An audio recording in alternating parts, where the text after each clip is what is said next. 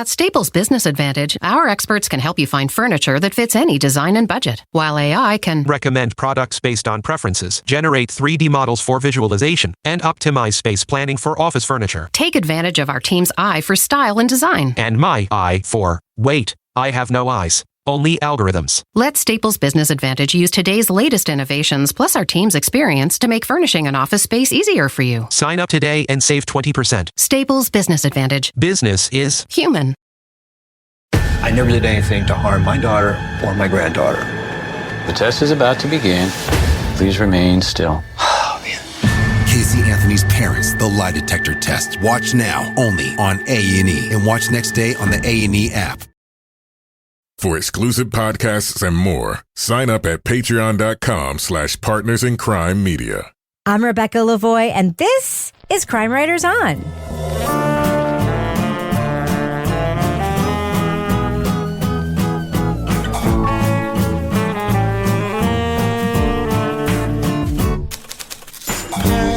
Crime Writers On is the original true crime review podcast that digs into true crime, pop culture, other podcasts. And on this episode, when Mike Williams vanishes on a hunting trip, authorities suspect he was eaten by alligators. But the true predators may lurk much closer to home. We'll review the latest season of Over My Dead Body, Gone Hunting. Joining me to get that done and more is true crime author, TV journalist, and host of the These Are Their Stories podcast, my husband and love of my life, the plaid-wearing Kevin Flynn. Happy fall, Kevin. Yeah, it's about that time. You know what, I'm not even a pumpkin spice fan. Me neither. But they had pumpkin spice Cheerios, and for some damn reason, I bought them. Yeah, how are they? I haven't even opened them. Like I said, I don't like Cheerios. And I don't even like pumpkin spice. I'm like, what's wrong? I don't even recognize myself. It's okay. I bought a pair of old lady shoes today. So, yeah, something is off. I'm so excited. It's fall. It feels like back to school time. Feels all cozy. You had to get new shoes. You're literally wearing a plaid flannel shirt. It's nice brushed flannel. It's all flannel. crisp out today. It is, yeah. It's wonderful. Also with us is private investigator, certified pet detective, resident cat lady, and author of The Final Curtain, Laura Bricker. Hey, Laura. Hey, I got no plaid and no new shoes, but I'm here. Yes, you are. Welcome. Mm-hmm. It's nice to have you back. And finally, our captain of all things cynical, the author of the City Trilogy of novels, host of the Strange Arrivals podcast, and our Patreon Deep Dive Book Club podcast, Toby Ball. Hey, Toby. Hey, Rebecca. So, Kevin, what is coming up on Thursday's podcast? This is obviously Monday's show. Yeah, on Thursday, we're going to be talking about the new documentary from Netflix. It's called Scout's Honor. Okay. Is there something else you would like to talk about, though, Kevin, before we get started with the show? Well, you're just like moving this right along. Hey, I just want... Okay, sorry. Should I pause for a minute, let you ruminate on that some more? There's actually like this long subtitle. Okay, Scout's Honor. Yeah, it's called Scout's Honor. And I got to look the whole title up now. Scout's Honor. You had one job. The Secret Files of the Boy Scouts of America. Okay. I do want to thank everybody who's donated to my Walk a Mile in Their Shoes. Mm-hmm. Again, this year, what this fundraiser is about, if you haven't heard it before, is I put on a pair of high heel shoes and then I walk a mile. With a bunch of other people. Don't look at me like that. It's like 2 blocks. It's a symbolic mile. You think like my ankles could take a whole actual mile? Yes. One time, I think the first year, guys, when we did it, it was something like a mile. It was very long. And then the second year they said, yes, and we're going to do it through this park. And the ground was soft, and everybody, especially me in the high heel shoes, were just sticking in the mud. Boo. And the shoes coming up. So now we're just going up and down the street. Yeah. But I digress.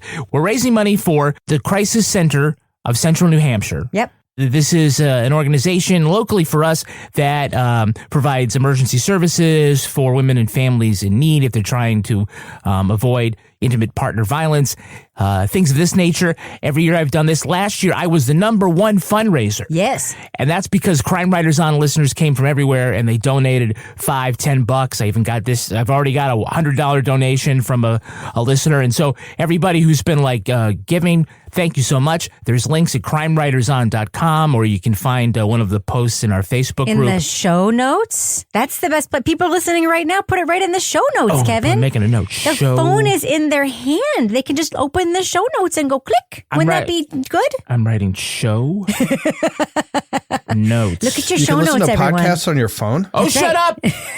Shut up, Toby This Ball. is the guy who's literally never heard this podcast before.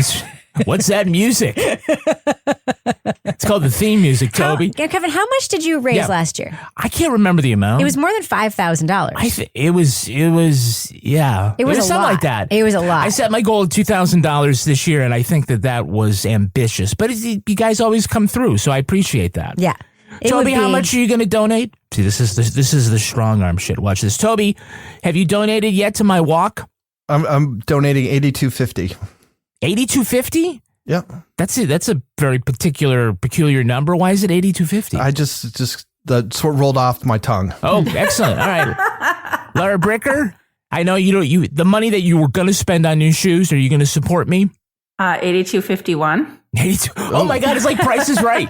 I always donate behind your back. Yeah, okay. I do. And you know how I always donate behind your back, and you're always like, why did you do that? I'm actually doing it and raising the money. I'm like, because you're also supposed to donate. You're supposed to donate. No, these things. I donate when I make a separate donation when I register. Yes, and then I also donate. That's fantastic.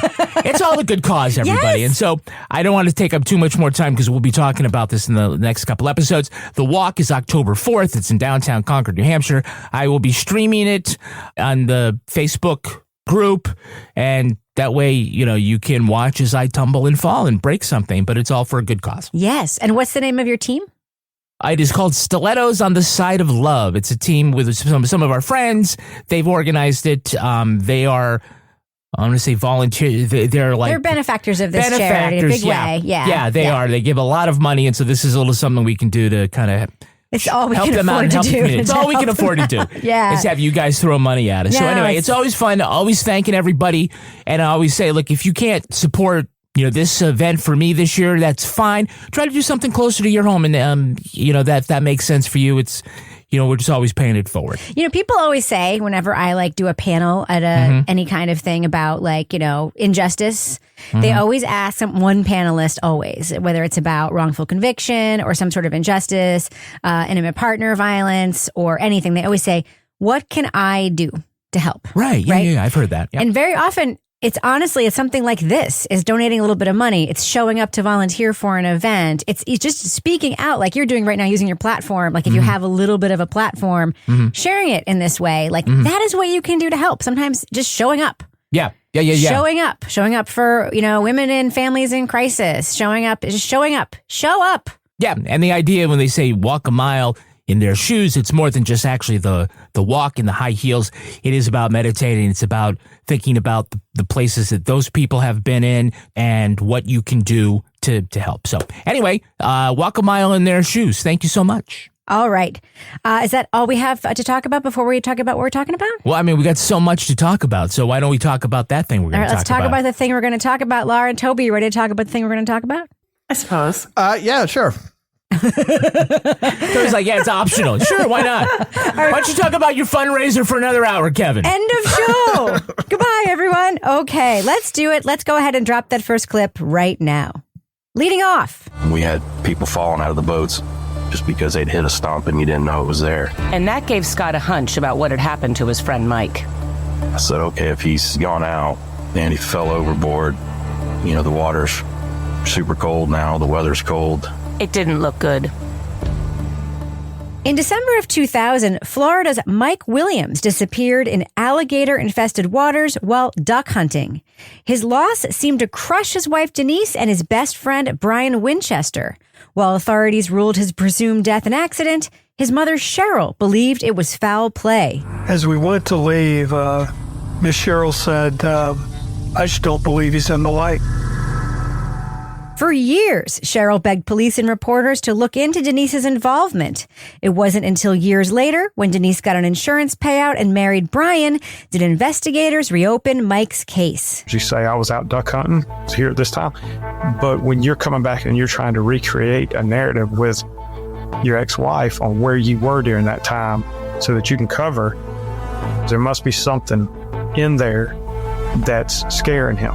From Wondery comes Over My Dead Body, Gone Hunting, Season 4 of the True Crime podcast series. Host Jennifer Portman recounts the 2 decades-long investigation and her own reporting on whether Mike's wife and best friend were involved in his disappearance. Spoiler alert, we are going to be talking about significant plot points from Over My Dead Body Gone Hunting. So if you want to remain spoiler-free, go to the estimated time code in our show notes to hear our thumbs up or thumbs down reviews. Now, Laura, this is not a revelatory podcast about a larger social issue, right? Right. Yeah. So this is not one of those podcasts where there's some big injustice or something that needs to be righted. This to me was like more in the line of listening to a Dateline episode, like being retold. That said, I found it very engaging, but you've got this sort of traditional, what I think of when I think of turning on Dateline, a husband and wife. One of them goes missing, might be dead. Then there's maybe some infidelity, and then everybody talks about them. And it's that very sort of straightforward true crime type of story that, you know, back in the heyday of the true crime books, these were the type of cases that everybody was selling books about. Yeah. So what do you think, Toby? Because I think we found ourselves asking the same question when we were listening to this podcast. I feel like that's why I didn't read a whole lot of true crime books back in the heyday of true crime books, according to Laura thanks, Bricker. Toby. Thank you. No, I just... I don't know. I mean, I when it was over, I was trying to figure out like why they made a podcast about this particular case. When it was over, I was like, yeah, you know, it's put together pretty well, but I don't know why I listened to it. Yeah, I think if there's any like larger issue that they try to point to, it's near the end, right, Kevin? Where it's like, did Denise get railroaded comparison to the last episode? And I don't know if you want to jump all the way there or come back to it. But yeah, I mean, but that's if there's a larger issue, is this sexist? Yeah, I don't. and I find myself thinking many times, but is this podcast sexist? Sure. Well, I think that's an important question, but I don't think it's a legal point. I think it's more of a thinking point. Like, did Denise get railroaded because she's, they said, blame it on Eve or whatever. That's literally what someone says in the podcast. Yeah, I mean, I think isn't that the title of the last episode? I don't know, like, how the prosecution could live with this idea that they're going to cut a deal with the killer, the guy who says he pulled the trigger after luring his best friend to what he thought was going to be his drowning death, and basically give him immunity for that, and then testify, make him the star witness against the wife, who may have been an accomplice, but certainly didn't take the same steps that he took, right? And like, well, my gut tells me that she was involved. The evidence at trial is like super weak on that point. Brian's testimony like really never incriminated her as much as it just sort of illustrated his own cold-bloodedness. So I was thinking, like, if I were on the jury, I would probably vote to acquit Denise, just based on that amount of information. Anyway, there's no evidence. I'm sorry. Okay, I know we're jumping ahead here. Yeah. They tried on multiple occasions to entrap her by getting her on taped phone calls. She did not say anything incriminating in any of those phone calls. Nothing. The only evidence against her at that trial was the testimony of a guy who definitely murdered his friend and buried his body in a swamp. That's the only evidence against her. And it's like, there is this idea, and it's baked into this podcast from the beginning. So now I am going to go back to the beginning. And this is where it gets kind of Dateline-y for me. Old school Dateline. I think, and I'm just going to be clear, I actually think Dateline has gotten a lot better in the last few years around these kinds of issues. And Toby, I know you don't watch it, but it has improved around these kinds of issues, I think. And I actually kind of think things like shows like Date with Dateline, and they're more aware of how they're being received, I think, than they used to be. But old school Dateline, their whole deal was, aha, the little woman in the background pulling the strings. And they always implied, even if at the end, like, the woman ended up having nothing to do with it, that, like, is she a temptress? And that is threading through this whole damn thing, right? Like, it's through this whole, and that's very distasteful to me. Yeah.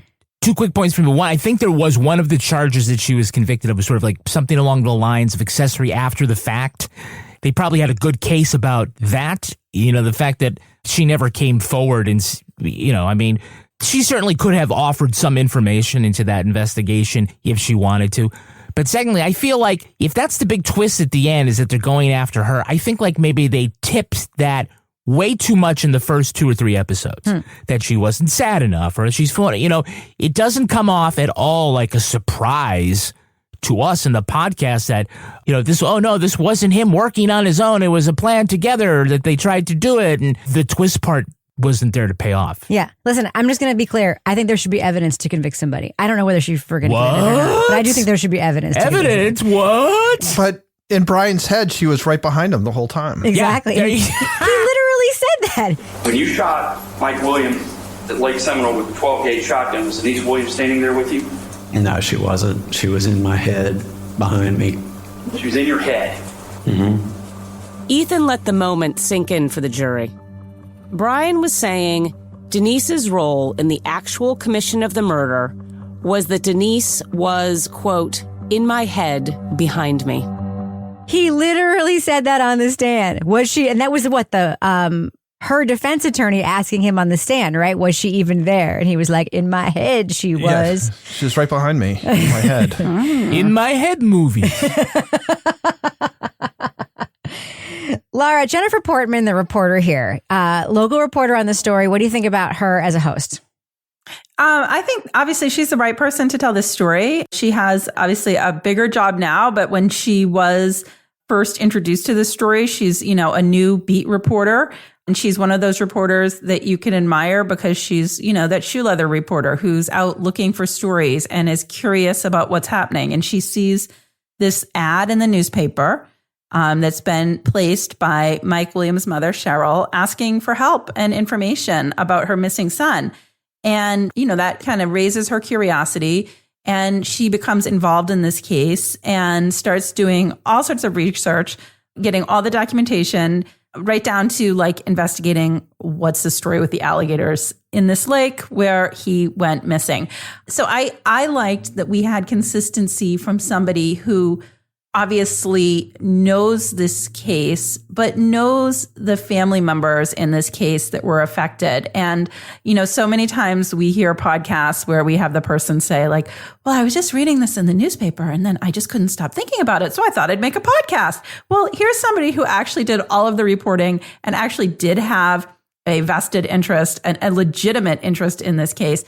One day in May 2006, I made that right turn and followed the path surrounded by towering trees, wondering whether I had come to the right place. I was a reporter at the local newspaper, the Tallahassee Democrat, and I was new in the area, following my spidey sense for news. I do wonder, why we're telling the story now, but it's an interesting case. I mean, it was interesting to listen to, but Jennifer was definitely the person to tell this story. I actually think it was very thin, though. I mean, Toby, there felt like moments where there was more there that we didn't get. She's like, I did lots of stories on the insurance fraud. And I'm like, what insurance fraud? All we heard was that she got the death certificate and they made the claim. And then there was an investigation of insurance fraud. We didn't really hear a resolution to that. And then we get all these clues about domestic violence, like what happens with her new boyfriend at that hotel. But there's not a lot of digging into that.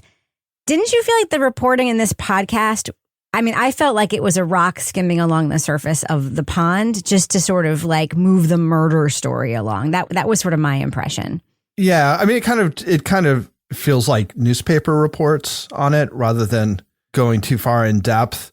I guess you mentioned a couple of things that you could have followed up on, but I was trying to figure out, what's interesting about this case that you can kind of dig into.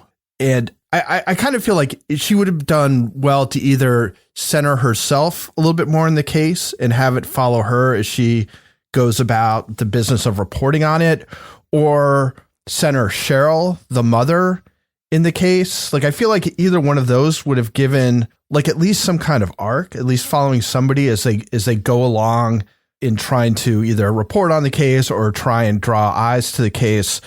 But sort of absent that, again, like you said, it's sort of like, and then this happened, and then this happened, and this happened. They tried to do this, and that didn't work, and they found out he was lying about this. And it's just, in the end, it's like, it's kind of like, just to what end? Not to discount the effect it has on the people who are actually involved, but it doesn't really come off as being super unusual or giving you some kind of idea about anything. It's just some stuff that happened. Yeah, I was also wondering that too, Toby, as if Jennifer could have put herself a little more into this. I mean, she did recount her involvement in the places in the story where she was, but those are all kind of in the later half of the series. And, I think it might have been a way there, to insert herself more throughout that would have sort of elevated this podcast instead of like this, colored by numbers rehash of what it was essentially an older case, a way like someone who like really puts themselves in the story, someone like Laura Bricker, when she's investigating this pooping dog throughout Exeter in the latest episode of Leave It to Bricker. Oh, wait, are we in the business section? This is the business section already. Okay, we're in the business section. And for folks that are patrons at patreon.com/partners in crime media, they were treated to something. Now, the last episode, Laura, we were teasing about how the next episode of Leave It to Bricker was going to be about goats and poison ivy, which already sounds like insane. Peak Laura Bricker, right? Yeah. Right. Like you had me at goats. But then it was an emergency part 1 of what it promised to be a 2-parter. Yeah. About a dog. Breaking news. A dog. Someone's dog has been shitting all over quaint AF Exeter. I legit think you should pitch this story to NHPR. That's how good of a story I think it is. Oh my God. Did you listen? It's hysterical. People is all anyone is talking. And I shouldn't say hysterical, but it is all people are talking about. No, it's hysterical. I saw the pictures. The poop is the biggest poop I've ever seen. You've got to listen to the latest Leave It to Bricker. Yeah. Because people have theories. Is it a right-handed or a left-handed dog walker? Yeah. Is it this person? We have people that apparently there is a company for $40 to $60. You can do your own DNA test on dog poop to find the perpetrator. Do it, man. Yeah, fuck those people who spend that money. It is the biggest. I mean, there are like giant dogs in my neighborhood. There's a dog named Dandy who belongs to my coworker Josh Rogers, who's like one of the biggest dogs I've ever seen. That dog's poop is like half the size of the pictures that you sent. Well, I've never seen anything like this. It's like bigger than Great Dane, bigger than Mastiff. Yeah. It looks like a lion is pooping in your town. Maybe Carol Baskin could come up and help identify. She's getting out of big cats. Maybe she should get into some big dogs. Someone's bulking up on Metamucil with it. Wow. Yeah. It's serious. Yeah. Anyway, in order to hear that, you got to support us at the Bricker scale level. That's how you get Leave It to Bricker. You also get other great things. You can get all the episodes of Crime Writers On early and ad-free. You also can listen to the Crime Writers On after show. This week, we're going to be talking about Adnan Syed's impromptu press conference. He held a press conference for 2 hours on the 1-year anniversary of his exoneration, and so much has happened since then. You're going to fill us in on that, right? I'm going to read you in, as they say, on what's happening. We're going to talk about our thoughts. Also want to let people know we got a big event coming up. It's going to be on the evening of October 3rd. That also happens to be the season finale for Hulu's Only Murders in the Building. So we're going to have a live show that night on Crowdcast for our patrons. We're going to run through our episode, giving our reviews of season 3. And then it'll be out in the podcast. The audio version will be out in the feeds in an expedited fashion. Wow. Also, I want to let you know there is Toby Ball's Deep Dive Book Club. The next book club podcast episode is going to be about Gilbert King's Beneath a Ruthless Sun. Did you see who signed up to show up for that Patreon? I saw someone named Gilbert signed up, and I'm assuming. He did? Yeah. So if you haven't gotten an angry email yet, then apparently it went well. Can you just tease it? Did everybody like the book? Oh, yeah. Yeah, it's a really good book. It's super interesting. I had Elon Green and Anita Cranford, and if you like Bone Valley, like this isn't sort of in the same time period or whatever. It's mostly late 50s, but he paints such a compelling picture of Lake County, Florida, and how this one racist sheriff kind of ran roughshod over the people there. So it's really good. Highly recommended. We had a really good conversation, and hopefully Gilbert King enjoys it. Or enjoyed it. Enjoyed it. I don't think he was watching us. Oh. I don't think he was watching us record. Okay. Oh no, I think he might have gone back and watched the video. Yeah, I think he may have. Oh, really? Oh, okay. Yeah. All right. Yeah, so we won't be able to take out those racist things that you say. That I'm always editing out. Yeah. Yeah, that's right. Like, damn it, Toby. Really? Thought you were woke. Right on the verge of getting canceled all the time. All the time. Always say that. Anyway, those are all great things. Those are all great things you can get by supporting us. More than 400 exclusive podcasts there at patreon.com/Partners in Crime Media. So, Kevin, does that end the business section? Yeah, that ends the business section. I'm going to go ahead and fade that music out right now.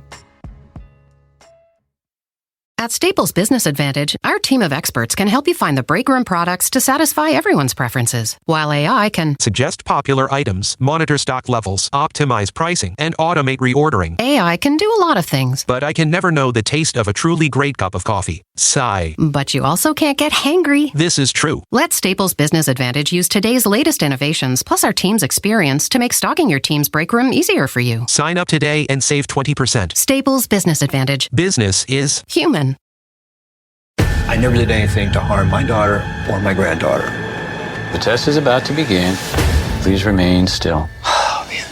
Casey Anthony's Parents, the lie detector test. Watch now only on A&E, and watch next day on the A&E app. So, Toby, you have a note that I want to ask you about. Sure. Why do you think that Brian and Denise don't understand how God works? It is a strange thing to me because maybe they understand it better than me, but this whole idea that, you know, you're going to commit a murder, but you're going to like leave a slight chance on the off chance that God doesn't want him to die, where he can like kind of get out of it and then everything will be fine. And then they just have to confess to God and everything's cool. It's strange. It's a strange little, I don't know what church they go to that preaches that kind of stuff. This is another reason why I think Denise probably has nothing to do with this. Keep going, please, because all of your theories are true. Go ahead. Okay, it's that Brian, while he's on the stand, is kind of asked, I think, is this right? He's asked about, like, why didn't you guys, you know, why didn't you just get divorced and you guys get married? He's like, oh, you know, Denise, like, I don't know if it's like religion or family or pride, but, you know, divorce wasn't really going to happen. And I was like, so you're going to murder him? Yeah, like, murder's good. Yeah. Yeah, so that's cool. Like, that's better for her pride if you actually murder the guy. So I loaded my gun and I made 1 or 2 circles around, and I ended up circling closer towards him, and he was in the water. And as I passed by, I shot him. So, you know, that just seems so kind of ridiculous that, again, if I was on the jury, it feels like he's like not just like making this up, but he's making it up right on the spot. Like he hasn't put any thought into this at all. He's just sort of speaking off the cuff. And then the final thing is that Brian like tries to pay somebody to set her up from jail for the crime or to be complicit. If she's already complicit, why don't you just go with that? Why do you pay to double the complicity? I loved that guy though, because he's like, well, I just took the money and I was like young, so I like bought some shit. Yeah, exactly. Well, I was like, that always happens. When has that plan ever worked out? Hey, you're a convict and you're leaving prison, but I'm stuck behind. Take my money and go do something with it. Yeah. That's what happened in the Seth Mazzelia case. That was a book, Toby, a true crime book that you obviously didn't read. Which one was that? That was Darkheart. Yeah. The book that we wrote. Okay. Yeah, it's like he like gives money to somebody who's leaving prison. This guy's like, thanks for the money. Yeah, I'm going to tell you that I tried doing that thing and it didn't work. But my other question was, there was a second guy outside That's prison a great question. who gave him the money. Why did you have to have that guy do it? Who was that guy? How come he isn't getting arrested? Yeah, why not just have that guy do the thing that his friend in prison? None of this, yeah. And that's why I say the reporting was thin, because there were so many details. I was also like, what did Mike do for work? That he was traveling all the time? And I know that those things seem small, but they're actually not small. They actually kind of fit into. Oh, no, they said that. What did he do for work? I don't know. I forget. No, I don't know. you know why? Because they didn't tell you. His boss was his good friend that he traveled with all the time, that he talked to. They never tell you what his job actually was. We only know what Brian's job was because Brian sold him the insurance policy. Yeah. I'll just add, though, if they did say it, I forgot about it. That's what I just said, yeah. All right, so Laura, we have to talk about Cheryl for a second. Right. Standing with like signs outside a church in this community seems to have really pissed some people off. I'm not sure why that was a particular move that pissed people off, but it really did. She was supposed to go to church. I mean, it worked, right? Yeah. She, for a long time, was the one that was really keeping this case alive before Mike's body was found. And it's just really sad when you think about this mother out there hoping for some sort of closure and hoping to be taken seriously. And instead people are just like, what the fuck are you doing? Like with your son, like people are mad at her for doing this. So that's why I'm glad that Jennifer Portman followed up with her, because I felt like finally somebody was listening to this woman. I like to always look at the pictures of the people that are involved in cases. And she got like wheeled into like in her little wheelchair, the most recent hearings in this case. So this is a woman who is aging as this case is going on.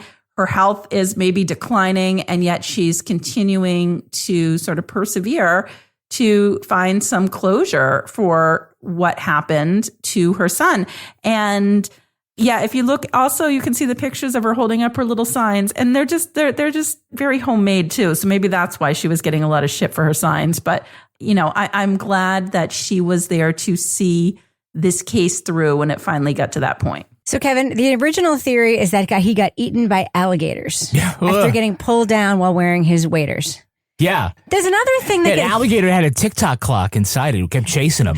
Yeah, I know. But he didn't get eaten by alligators, listeners. So Kevin's joke, by the way, it's gruesome, but like it actually didn't get eaten by alligators. But there is an opening scene in the podcast where they sort of fly over, and then it's like all the alligators are on the boat, and then she says something like, "But there was something else there lurking that was much more dangerous."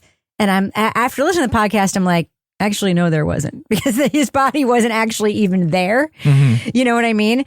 But there is this thing that never gets followed up on, where months after he's missing, they pull out his waders and jacket and all of his paperwork and stuff. Mm-hmm. His hunting license is intact and his waders don't have any slime on them or anything. Yeah. Aren't you curious, like, what the fuck? So, but if this testimony that Brian gave is that he thought the water would fill up the waders and bring him straight down and drown him, Mike was able to get out of the waders and was able to get out of the surface of the water. That's why he had to shoot him, right?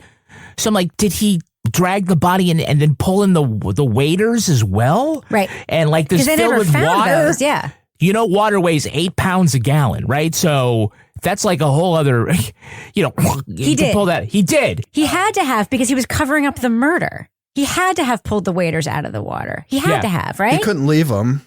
But later he did, right? Later, apparently we believe it was planted months later, not at the time, because there was no slime on it. Do you know how we know it was planted months later? Because the jacket was also there. Yeah. I mean, I thought if it was going to be like, oh, he's left beaten by alligators. Look at me. Case leave closed. Him for the alligators. Nancy Drew, case closed. I solved the case.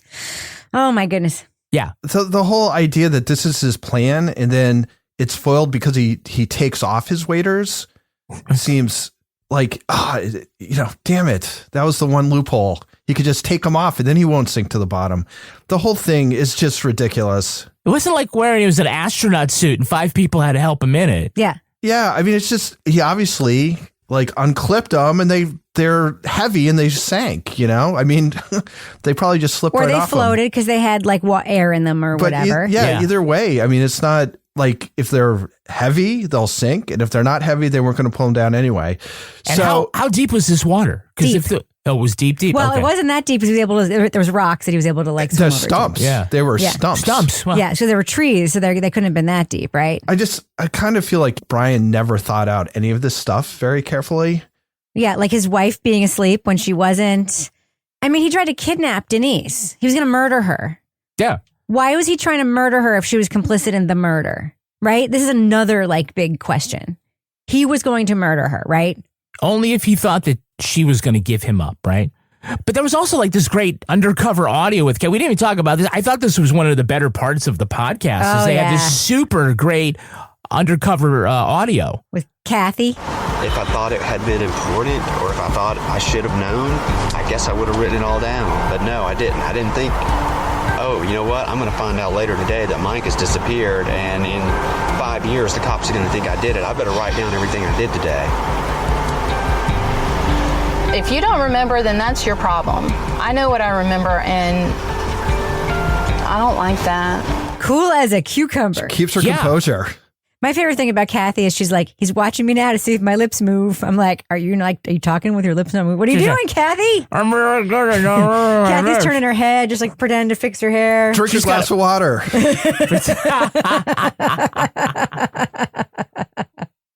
At Staples Business Advantage, our experts can help you find furniture that fits any design and budget, while AI can recommend products based on preferences, generate 3D models for visualization, and optimize space planning for office furniture. take advantage of our team's eye for style and design. And my eye for, wait, I have no eyes. Only algorithms. At Staples Business Advantage, furnishing your office is easy. And with the best warranty in the business, we're committed to you now and down the road. Sign up today and save 20%. Staples Business Advantage. Business is human. I want people to understand this ordeal. It's taken a toll on both of us. Casey Anthony's parents respond after 15 years of allegations. I've gotten blamed for something I didn't do, and it tears me up inside. This can change our life. This is serious. This is their final response. The test is about to begin. Please remain still. Casey Anthony's parents, the lie detector test. Watch now, only on A&E. And watch next day on the A&E app. Luxury is meant to be livable. Discover the new leather collection at Ashley with premium quality leather sofas, recliners, and more, all built to last. No matter how many spills, scuffs, or pet-related mishaps come its way, the leather collection at Ashley is made with the durability you need for the whole family. Shop the new leather collection at Ashley and find chairs starting at $499.99 and sofas at $599.99. Ashley, for the love of home. All right, let's do what we do. Let's let our listeners know, should they check out Over My Dead Body, Gone Hunting? It is a very Wondery podcast from Wondery. Laura Bricker, what do you think? Thumbs up or thumbs down for Over My Dead Body, Gone Hunting?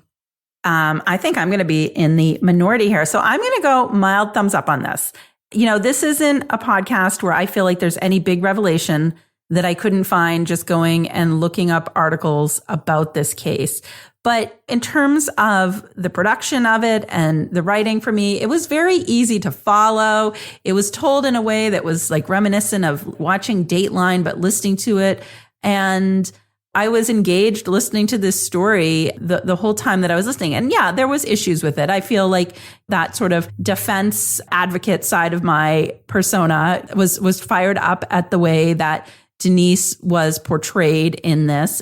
But otherwise, the reason I'm not going full thumbs up is I do think, you know, they could have gone deeper on some of the issues. But overall, it was a very superficial in the way that it was told. Look at this case, but they had audio of all these people that were involved. They had some really interesting audio clips from people that knew them. And I mean, and this is just a teaser and a bit of a spoiler, who doesn't want $3,000 worth of pot brownies? Well, yeah. I mean, that was one of my favorite parts of this podcast. So mild thumbs up from me. Toby Ball, what do you think? Thumbs up or thumbs down for Over My Dead Body, Gone Hunting? I guess I'm a thumbs sideways. I think the positives are a lot of what Laura said. It's easy to follow. There's some good audio. You know, the writing's fine, all that kind of stuff.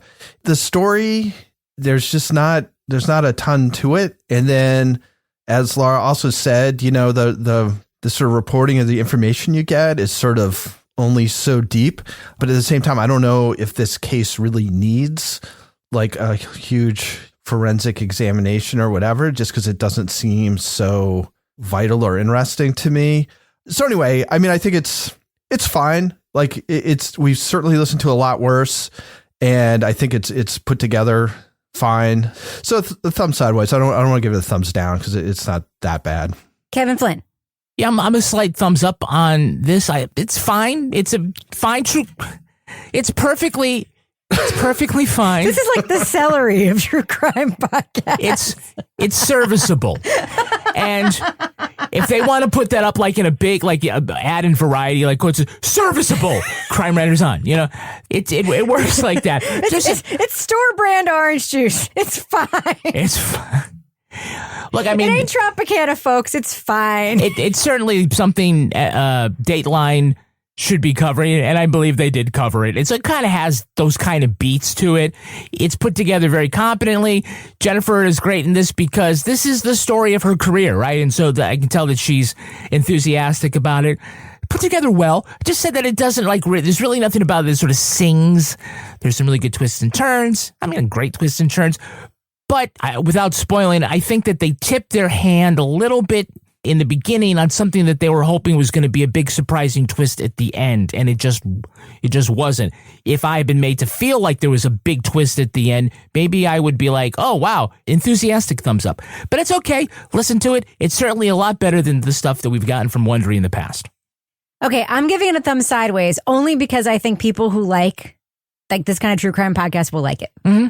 So I can't give it a thumbs down because for what it is, it was well done. Okay. But I've got a big complaint about this podcast that I need to share. Personally, I don't like it, but I can't say that it's bad. So I'm giving it a thumb sideways. Over My Dead Body season 1 sort of did the Carol Baskin story, right? Mm-hmm. And I think that there's an interesting story here that if it's not true that the woman involved isn't positioned the way that she might be on its surface, they did a terrible job exploring it. And it could have been framed completely differently. And if it is true, they also did a terrible job with that. So I just think the whole thing should have been flipped and done from that perspective. Because if that is really what's going on here, like that the result is or isn't right, that's the story. Mm-hmm. The story isn't this happened, then this happened, then this happened, then this happened, then this happened. The story is like, here's the deal, guys. Now let's go back and tell you how we got here. And that is the story. It actually does speak to larger issues. And that's just not addressed at all. And I just think that's a missed ball in this whole thing. And it bothers me. It really bothers me because it was just a missed opportunity to do something more interesting with this interesting genre of stuff of people looked at for things that we might find unlikable kind of stuff. And this is a great example of that. And I really think that this could have been one of those things. So I'm just going to leave it there. Thumb sideways for me. People will like it. I didn't hate listening to it, so I can't give it a thumbs down, if that makes sense. That makes sense? Yeah, it's serviceable. It's serviceable. All right, now it's time for my favorite part of the podcast, a little something I like to call the Crime of the Week. Scientists from around the world were recognized this month for their research, but not in a good way. The annual Ig Nobel Prizes were awarded for humorous scientific feats. A Polish paleontologist was awarded for his white paper on why scientists like to lick rocks. He says the wet surface makes the fossil and mineral textures stand out. They also taste like a rock. An award went to scientists in 4 countries who experimented with reanimating dead spiders to make grippers for robots. Other studies included whether electrified chopsticks change how food tastes, an anal print sensor, whether or not teacher boredom affects student boredom, how many pedestrians will look up at the sky if they see another person looking up at the sky. I would do that, yeah. Everyone would. And whether the motion in the ocean is caused by anchovy sex. Salty, right? This is the 33rd first annual Ig Nobel Prizes. That's right, the 33rd first annual. Before the ceremony went virtual during the pandemic, honorees received their prizes from actual Nobel laureates at Harvard. We're not 100% clear on whether these experiments were supposed to be serious or whether they were a joke from the beginning. We just wish we were in the room for the pitch meeting to get their funding. So panel, the 34th first annual Ig Nobel Prizes are around the corner. What is the next oddball experiment to be honored? What do you think, Laura Bricker? Turning all the dog poop in Exeter into cotton candy. What do you think, Toby? What is the next oddball experiment to be honored at the Ig Nobel Prizes? Why aren't women thinking about the Roman Empire? What do you think, Kevin?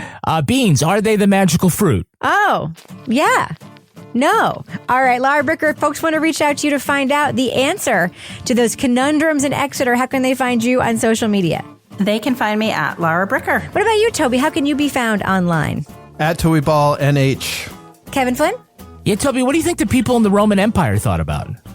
Us, probably Twitter. Succession. Twitter at Kevin P. Flynn. If you want to follow me on Twitter or Instagram, you can find me at Reb Lavoie.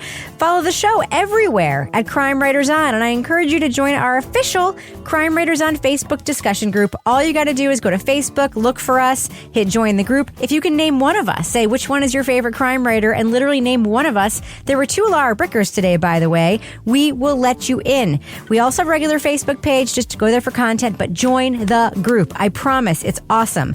Get episodes early and ad-free at patreon.com/partnersincrimemedia. You'll also get the Crime Writers On After Show, Married with Podcast, Laura Bricker's Leave It to Bricker podcast, and Toby Ball's Deep Dive Book Club podcasts.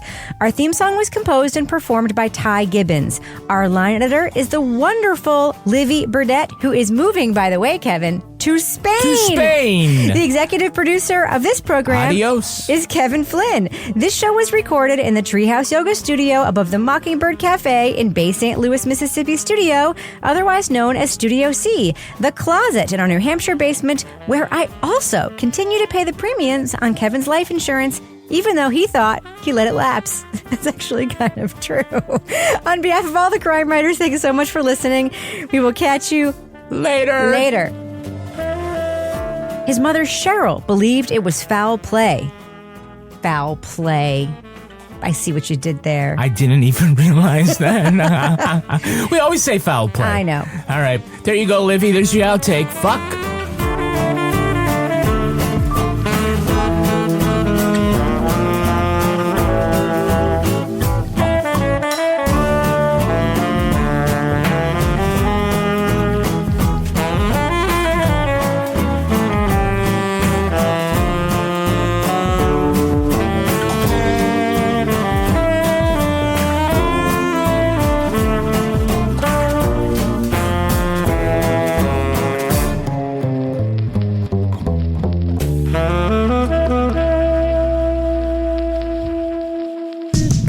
In crime media. At Staples Business Advantage, our team of experts can help you find the breakroom products to satisfy everyone's preferences, while AI can suggest popular items, monitor stock levels, optimize pricing, and automate reordering. AI can do a lot of things. But I can never know the taste of a truly great cup of coffee. Sigh. But you also can't get hangry. This is true. At Staples Business Advantage, we help you select from 2,000 breakroom products, so you can be sure there's something for everyone. Yum. Sign up today and save 20%. Staples Business Advantage. Business is human.